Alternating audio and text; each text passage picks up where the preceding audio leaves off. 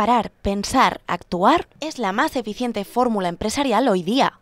Pero sobre todo, escuchar. Escuchar y compartir conocimientos, estrategias y expectativas. Con ese espíritu, Bantierra ha organizado su primer desayuno empresarial, un encuentro tú a tú con empresas y miembros del sector, donde se han remarcado los parámetros de la excelencia en los nuevos escenarios socioeconómicos. Este es un primer punto para escuchar qué son las necesidades que tienen nuestras empresas de Aragón y sobre todo qué es lo que podemos hacer nosotros para ayudarles a ellos a que sean mejores empresas. Aquí tenemos gente que son los mejores en su ámbito de actuación y queremos ponerlo al servicio de nuestras empresas clientes. 3 casos de éxito contados por sus protagonistas, donde se han tratado aspectos de la dinamización económica, el valor de un equipo humano bien engranado y motivado como activo, los beneficios de la adrenalina administrada por el propio emprendimiento o la necesidad de ajustarse a los tiempos.